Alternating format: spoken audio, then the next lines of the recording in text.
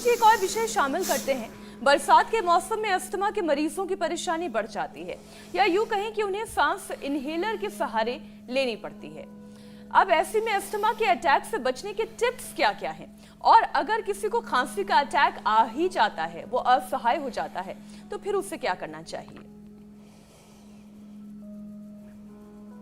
तो देखो, खांसी का अटैक ना आए इसके लिए एक तो ये कंठामृत, लवंगादिवटी, खदिरादिवटी या घर में ही मुलैठी, थोड़ा सा लौंग हल्की सी भून करके और काली मिर्च, थोड़ा मिश्री अथवा मुनक्का या खजूर, ये एक साथ मुंह में डाल के धीरे धीरे चूस लें।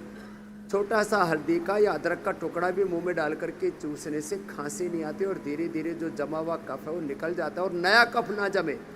इसके लिए जिनकी पित्त प्रकृति है, कफ के साथ किसी किसी को फिर एसिडिटी भी बढ़ जाती है, वो ब्रोनकोम खाली पेट में और स्वासारी खाने के बाद में। और जिनकी कफ प्रकृति है, पित्त की कोई दिक्कत नहीं है, तो स्वासारी या स्वासारी गोल्ड खाली पेट ले लिया। छोटे बच्चों को एक, बड़ों को एडल्ट को दो और खाने के बाद ब्रोनकोम। तो ये अपनी प्रकृति के अनुसार खाली पेट या खाने के बाद जो सीक्वेंस है, क्रम है, वो स्वासारी और ब्रोनकोम का चेंज कर सकते हैं। अब ये जो मैंने कंठामृत, लवंगादि, खदरादिवटी का बताया, और पानी, सामान्य पानी पीना ही नहीं, दही, छाछ, नींबू चाट, टमाटर, खट्टी चीज़ें और चिकनाई खानी ही नहीं। कंठामृत, लवंगादि, खदरादिवटी चूस ले, रेडीमेड है। और घरेलू में मैंने अदरक, हल्दी से लेकर के मुलैठी, काली मिर्च, मिश्री और मुनक्का थोड़ा सा हल्का सा सेक करके सेंध नमक लगा करके और खजूर का प्रयोग बताया चूसने के लिए। तो गोमुखासन, और जो हमारे बालक कर रहे हैं इधर दिनेश, और ये जो नस्य हो रहा है, नस्य तो बहुत जरूरी है, पुराना कफ निकल जाए और नया कफ बने नहीं। ये भुजंगासन ऐसे 10 बार से शुरू करके 100 बार तक करा देते। पीछे से पैर सीधे और एड़िया मिली हुई, पंजे पीछे तने हुए, और ऐसे ये एकदम परफेक्ट कर रहे हैं। तो 127 किलो के आए थे, अब 104 किलो पर, अब आज तो 3 किलो पर पहुंच गए। अब रोज का 1 किलो वजन घटा रहे हैं। वैसे स्वामी जी आपके साथ योग करेंगे तो मुझे लगता है कि 1 किलो और अब कम हो चुका होगा। कुंटल से कम हो जाएगा। हल्दी, शिलाजीत, च्यवनप्राश लें। हाँ, ये बहन एक बैठी है जिसको इनहेलर लेना पड़ता था, कौन सी है? हाँ, इसका बेटा विदेश में रहता है, इसको देना माइक, इधर से माइक लेने, इधर आना बहन जी। और इसने सुबह शाम च्यवनप्राश खाया और यहाँ करके पूरे योग को अपनाया। अब क्या हाल है तेरे इनहेलर का? क्या नाम है? अपना नाम बोलो। दिव्या। हाँ ठीक, आवाज आ रही है, आप बोलो। दिव्या सक्सेना है, मैं इंदौर से आई हूँ। और महाराज, मेरी ये हालत थी कि मैं क्लास में रहती थी और मुझे उसी टाइम ही अस्थमा पैक्स और इनहेलर लेना पड़ता था। अच्छा, कुछ नहीं कर पाती। प्रिंसिपल थी जी।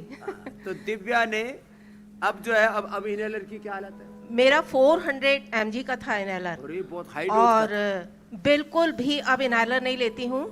बस शिलाजीत दूध में लेती थी और च्यवनप्राश। रामदेव बाबा की इतनी कृपा है, इतना वो है कि डॉक्टर ने तो मुझे कह दिया था कि तुम ऊपर ही रहो, ऊपर वाले फ्लोर पे, नीचे वाले फ्लोर पे आप रह ही नहीं सकती हैं, क्योंकि आपको बहुत सारी एलर्जी, मैंने टेस्ट कराई, बहुत सारी एलर्जी का मुझे निकला कि ये भी दूर हो गई। सारी एलर्जी दूर है महाराज। तो दिव्या का पूरा जीवन दिव्य बन गया। इनहेलर, और वो भी कितने साल से लेना पड़ रहा था महाराज? कम से कम नहीं तो 15 साल हो गए। 15 साल का इनहेलर छूट गया। तो ये है इसकी महिमा, जो दिव्या ने लाइव एक्सपीरियंस और ये रियल वर्ल्ड एविडेंस है। इतनी ज्यादा कमजोरी रहती थी, उसके कारण से मुझे, मैं डॉक्टर के पास स्वामी जी, और मुझे एडमिट कर लेते थे और मुझे एडमिट होना पड़ता था। तो दूध में हल्दी, शिलाजीत लिया, बैठो। स्वामी जी, क्योंकि एलर्जी के खतरे की हम बात ही कर रहे हैं, तो मैं ये विषय भी शामिल कर लेती हूँ।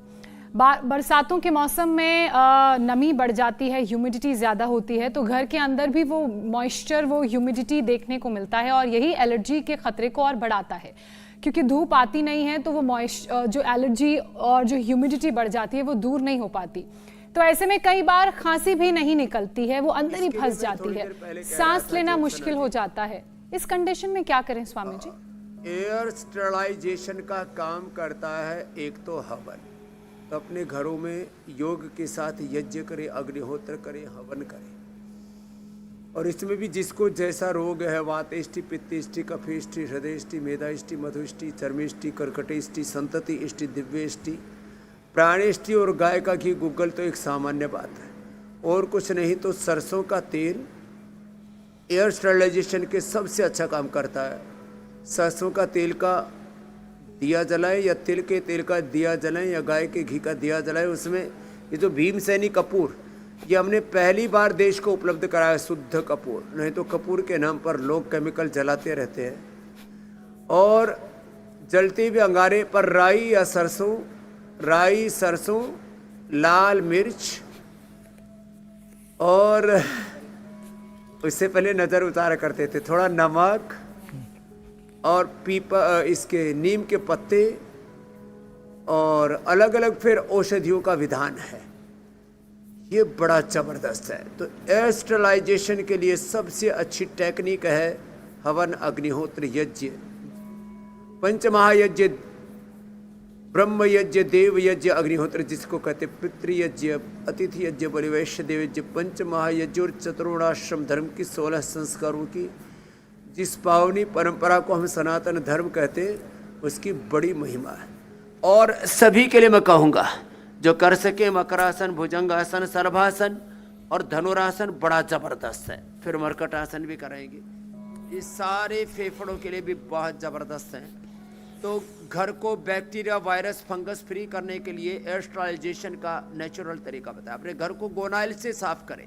ये जो फिनाइल और तमाम तरह के केमिकल लगाते हैं और अलग अलग प्रकार की धूप बत्ती, अगरबत्ती जो केमिकल से बनी हुई है उसकी बजाय, और कई प्रकार के एयर फ्रेशनर छोड़ते हैं। तो एयर को स्टरलाइजेशन करने का साइंटिफिक तरीका तो बताया ही बताया। और साथ में जो है अब जिनकी भी इम्यूनिटी लो है उनके ऊपर ये बहुत ज़्यादा असर होता है। तो वो इम्यूनोग्रिट पाउडर, इम्यूनोग्रिट वटी या इम्यूनोग्रिट गोल्ड का सेवन करें। नहीं तो गिलोय घनवटी और गिलोय घनवटी एडवांस, इसका तो सेवन सबको कर लेना चाहिए। ये गिलोय घनवटी एडवांस। और जैसे बहन ने बता रही था भी दिव्या, पतंजलि च्यवनप्राश के ऊपर हमने ये रिसर्च किया। पहली बार वर्ल्ड में रिसर्च पेपर अग्निहोत्र का भी हमने छापा है और च्यवनप्राश का भी। वो एंटी इन्फ्लेमेटरी है। इन्फ्लेमेशन बहुत प्रकार का होता है अंदर और वो कई प्रकार के रोगों को फिर जन्म देता है। तो जिनकी भी इम्यूनिटी लो है, इम्यूनोग्रिट, सामान्य रूप से सब गिलोय घनवटी, और जिनके फेफड़े कमजोर हैं, एक श्वासारी, एक ब्रोनकोम तो ले ही लेना चाहिए। अब स्वामी जी आपने तो कमजोर लोगों पर ये खतरा बने। वैसे तो हर समय जी मेरे भाई। इंडिया टीवी हर वक्त हर जगह डाउनलोड करने के लिए सर्च करें India TV news Google play store या ऐप स्टोर पर।